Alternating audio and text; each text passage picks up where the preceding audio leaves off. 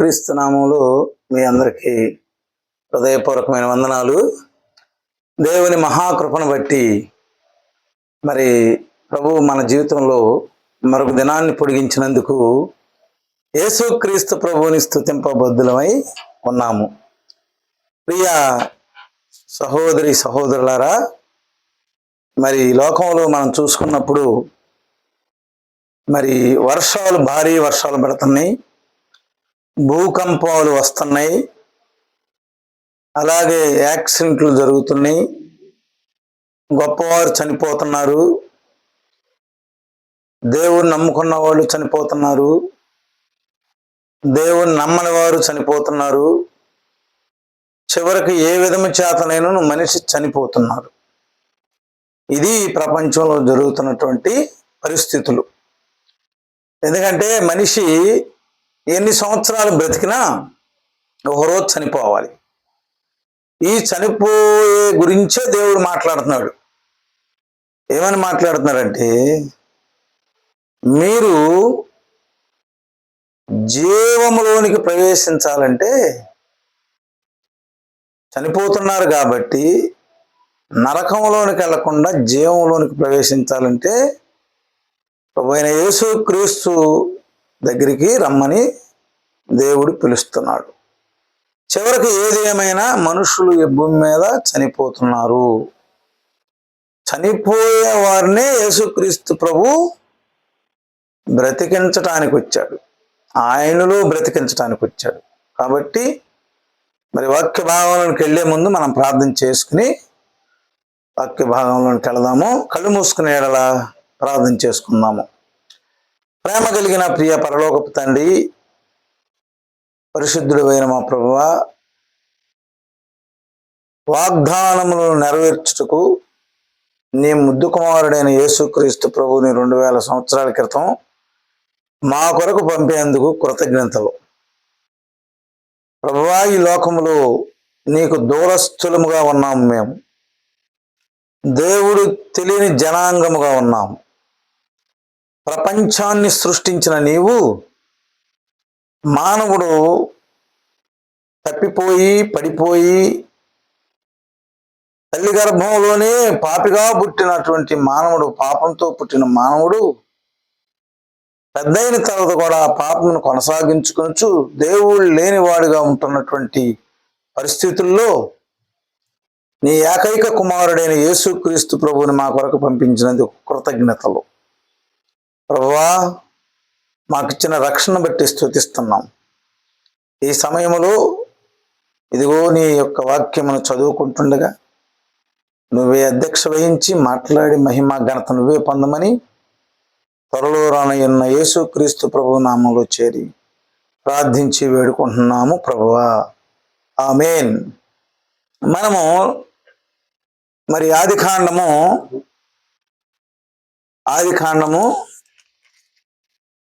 18వ అధ్యాయము, ఆదికాండము 18వ అధ్యాయము 20 నుంచి 33 వరకు చదువుకున్నాం. మరి యెహోవా సొదొమ గొమొర్రాలను గురించిన మొర గొప్పది గనుకను వాటి పాపం బహు భారమైనది గనుకను నేను దిగిపోయి నా యొద్దకు వచ్చిన ఆ మొర చొప్పునే వారు సంపూర్ణముగా చేసిరో లేదో చూసేదను. చేయని యెడల నేను తెలుసుకుందునని ఆ మనుషులు అక్కడి నుండి తిరిగి సొదొమ వైపుగా వెళ్ళిరి. అబ్రహాము ఇంకా యెహోవా సన్నిధిని నిలుచుండెను. అప్పుడు అబ్రహాము సమీపించి ఇట్లా, నేను దుష్టులతో కూడా నీతిమంతులను నాశనం చేయుదువా? ఆ పట్టణంలో ఒకవేళ 50 మంది నీతిమంతులున్న ఎడల దానిలో ఉన్న 50 మంది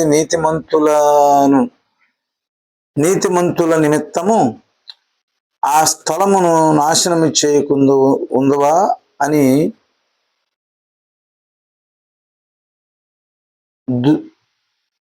ఆ చొప్పున చేసి దుష్టులతో కూడా నీతిమంతులను చంపుట నీకు దూరమగునుగాక. నీతిమంతుని దుష్టులతో సమానముగా ఎంచుట నీకు దూరమగునుగాక. సర్వలోకములకు తీర్పు తీర్చువాడా, న్యాయము చేయుడా అని చెప్పినప్పుడు యెహోవా సదోమ పట్టణంలో 50 మంది నీతిమంతులు నాకు కనబడిన యెడల వారిని బట్టి ఆ స్థలమంతటిని కాయుదును నేను. అందుకు అబ్రహాము, ఇదిగో ధూళియు బూడిదైన నేను ప్రభువుతో మాట్లాడ తెగించుచున్నాను.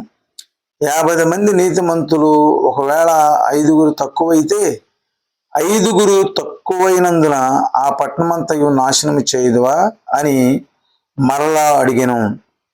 అందుకు ఆయన, అక్కడ 45 నాకు కనబడిన యెడల నాశనము చేయున నేను. అతడంకా ఆయనతో మాట్లాడుచు, ఒకవేళ అక్కడ 40 మంది కనబడుదురేమో అనినప్పుడు ఆయన 40 మందిని బట్టి నాశనము చేయక ఉందునని చెప్పగా, అతడు, ప్రభువా, కోపపడని యెడల నేను మాట్లాడేదను. ఒకవేళ అక్కడ 30 మందియే కనబడుదురేమో అనినప్పుడు ఆయన అక్కడ 30 మంది నాకు కనబడిన యెడల నాశనము చేయన నేను. అందుకు అతడు, ఇదిగో ప్రభువుతో మాట్లాడ తెగించి తిని, ఒకవేళ అక్కడ 20 మంది కనబడుదురేమో అనినప్పుడు ఆయన ఆ 20 మందిని బట్టి నాశనము చేయకుందుననగా, అతడు, ప్రభు కోపపడిన యెడల నేను ఒక్కమారే మాట్లాడేదను. ఒకవేళ అక్కడ 10 మంది కనబడుదురేమో అనినప్పుడు ఆయన ఆ 10 మందిని బట్టి నాశనము చేయక యుందునెను. యెహోవా అబ్రహాముతో మాట్లాడుతూ చాలించి వెళ్ళిపోయాను. అబ్రహాము తన ఇంటికి తిరిగి వెళ్ళాను. ప్రియులారా, ఇక్కడ మనం చదవబడినటువంటి భాగంలో సదోమ గుమ్మరాల మొర యెహోవా దృష్టికి ఘోరమైనదిగా కనబడుచున్నది. వాళ్ళు చాలా పాపభరితులుగా ఉన్నారు. మనం అక్కడ చూసుకున్నాం 12వ అధ్యాయంలో, మనం 13వ అధ్యాయంలో చూసుకున్నాం. ఏమని చూసుకున్నాము? 13 సదోమ మనుషులు దుష్టులను యెహోవా దృష్టికి బహు పాపులయ్యుండిరి. ఇక్కడ వాళ్ళు చాలా పాపం కలిగి ఉన్నారు, దుష్టులుగా ఉన్నారు. అప్పుడు యెహోవా అక్కడ ఆ పట్టణాలను నాశనం చేయటకు దిగివచ్చాడు. దిగివచ్చిన క్రమంలో ఇక్కడ 18-16లో మనం చూసుకున్నప్పుడు, అప్పుడు ఆ మనుషులు అక్కడి నుండి లేచి సదోమ తట్టు చూసిరి. అబ్రహాము వారిని సాగనంపుటకు వారితో కూడా వెళ్ళాను. అప్పుడు యెహోవా, నేను చేయబో కార్యం అబ్రహాముతో దాచెదనా? అబ్రహాము నిశ్చయముగా బలగమగల గొప్ప జనమును. అంటే ఇక్కడ దేవుడు ఏదైతే ఈ సదోమ గుమోరాలు పట్టణాన్ని నాశనం చేయటానికి వాళ్ళు పాపం చేయుటకు కారకులయ్యారో ఆ విషయాన్ని అబ్రహాముతో దాచకుండా దేవుడు చెబుతున్నాడు. అయితే అబ్రహాము మరి దేవుని సన్నిధిలో నిలబడతాడు. నిలబడి ఏమంటాడంటే, అక్కడ ఒకవేళ ఆ పట్టణంలో 50 మంది నీతిమంతులుంటే ఆ 50 మంది నీతిమంతులను బట్టి ఆ పట్టణాన్ని కాపాడవా అని అంటాడు. కాపాడుతానని చెబుతాడు యెహోవా. తర్వాత 45 ఉన్నారేమో, ఒకవేళ ఆ 45 తక్కువైతే ఆ పట్టణాన్ని కాపాడమంటే ఆ 45 మందిని ఉంటే అప్పుడు కాపాడుతానని చెబుతాడు. తర్వాత అబ్రహాం ఏమంటాడంటే 30 మంది ఉన్నారేమో అంటాడు. ఆ 30 మంది ఉంటే నీతిమంతులు నేను కాపాడుతానని యెహోవా అంటాడు. తర్వాత 20 మంది ఒకవేళ ఆ పట్టణంలో నీతిమంతులు ఉన్నారేమో అని అంటే 20 మంది నీతిమంతులు ఉన్నా నేను ఆ పట్టణాన్ని కాపాడుతానని యెహోవా చెబుతాడు. అప్పుడు అబ్రహాం అంటాడంటే దుమ్మి ధూళి వంటి వాడిని కదా. ఇక్కడ 31లో అంటాడు, 18:31 ఏమంటాడంటే, అందుకు అతడు, ఇదిగో ప్రభువుతో మాట్లాడ తెగించి తిని, ఒకవేళ అక్కడ 20 మంది కనబడుదురేమో అని అన్నప్పుడు ఆయన 20 మందిని బట్టి నాశనం చేయకుందుననగా, అతడు ప్రభు కోపపడిన యెడల నేను ఒక్కమారే మాట్లాడేదను. ఒకవేళ అక్కడ 10 మందిని కనబడుదురేమో అనినప్పుడు ఆయన ఆ 10 మందిని బట్టి నాశనం చేయకుందున నేను. చూడండి ప్రియులారా, దేవుడు ఎంత ప్రేమ కలిగిన వాడు, ఎంత కృప కలిగిన వాడు. ఆ సదోమ గుమోరాలు పట్టణాలు కదా. మరి యోబు అక్కడికి వెళ్ళి గుడారం వేసుకుని ఆ దుష్టుల మధ్య, ఆ యొక్క అనీతి మంతుల మధ్య జీవిస్తున్న క్రమంలో మరి యొక్క నిర్ణయం దేవుడు తీసుకోవాల్సి వచ్చింది. ఎందుకు తీసుకోవాల్సి వచ్చింది? వీళ్ళు దేవుని మాట వినటం లేదు. దేవుడు ఎంత చెప్పినా, ఎంత సువార్త ప్రకటించినా, వాళ్ళ మధ్య ఎంత బోధించినా వాళ్ళు వినలేని పరిస్థితుల్లో ఉన్నారు. కాబట్టి యేసుక్రీస్తు ప్రభు ఆ నిర్ణయం తీసుకోవాల్సి వచ్చింది. అబ్రహాము కూడా కదా దేవుని సన్నిధిలో వాదించాడు. అయ్యా, వాళ్ళు ఒకవేళ చివరికి 50 మంది మొదలుకుని 10 మంది ఉన్నా కానీ మరి వాళ్ళను కాపాడమంటే ఆ 10 మంది విశ్వాసాలను బట్టి, నీతిమంతులను బట్టి నేను కాపాడుతానని సెలవిచ్చాడు. ప్రియులారా, మరి వాక్య భాగంలో మనం చూసుకున్నప్పుడు చూడండి, యెషయా గ్రంథంలో ఒక మాట అంటాడు. యెషయా గ్రంథము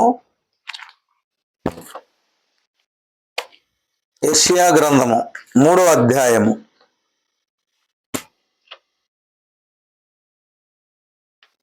యెషయా గ్రంథం 3వ అధ్యాయము 9వ వచనంలో ఏమంటాడంటే, వారి ముఖ లక్షణమే వారి మీద సాక్ష్యమిచ్చును, తమ పాపమును మరుగు చేయక సదోమ వారి వలె దాన్ని బయలుపరచుదురు.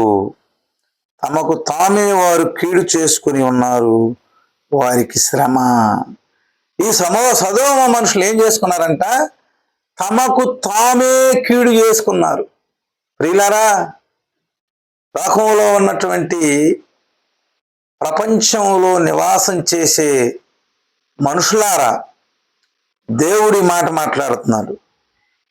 తమకు తామే వారు కీడు చేసుకొని ఉన్నారు కదా. దేవుడు ఎంత చెప్పినా వినకుండా తమకు తామే కీడు చేసుకున్నట్లుగా మనము చూస్తున్నాం. ప్రియులారా, కీడు దేవుడు సహించేవాడు కాదు. సదోమ గుమరులు పట్టణస్థులు బహు పాపులుగాను కదా కనబడుతున్నారు దేవుని దృష్టిలో. దేవుడు ఏం చేశాడు? దానిని నాశనం చేయటానికి వచ్చి ఉన్నాడు కదా. మరి ఈ కాలంలో జీవిస్తున్నటువంటి మనం కూడా మరి మన ఊర్లలో కదా, మన గ్రామాల్లో ఎంతమంది విశ్వాసులు ఉన్నారు? మరి మన పట్టణాల్లో ఎంతమంది విశ్వాసులు ఉన్నారు? మరి దేశం మొత్తం మీద ఎంతమంది యేసుక్రీస్తు ప్రభువును నమ్ముకున్నటువంటి వారు ఉన్నారు, విశ్వాసంతో జీవించేవారు? అది మన దేశస్థులను, మన గ్రామస్తులను, మన పట్టణస్థులను తెలుసుకోవాల్సినటువంటి విషయం. ప్రపంచ దేశాలలో, ఆయా పట్టణాల్లో, ఆయా గ్రామాలలో ఎంతమంది విశ్వాసులు ఉన్నారు? అబ్రహాముతో దేవుడు అంటున్నాడు, అయ్యా అక్కడ 50 మంది ఉంటే నేను నాశనం చేయను అంటాడు. అప్పుడు అబ్రహాం అంటాడు, ఒకవేళ 5 తక్కువ 45 ఉండారంటే ఆ 45 బట్టి కూడా నేను 5 తక్కువైనా పర్వాలేదు, నాశనం చేయను అంటాడు. అబ్రహాంకు మళ్ళీ ఏమంటాడు? 30 మంది ఉంటారేమో అక్కడంటే, కాదు, 30 మంది విశ్వాసాలున్నా నేను ఆ పట్టణాన్ని కాపాడుతాను అంటాడు. మరలా డౌట్ వచ్చి మళ్ళా అబ్రహాం అడుగుతాడు దేవుణ్ణి, 20 మంది ఉంటారేమోనయ్యా అంటాడు.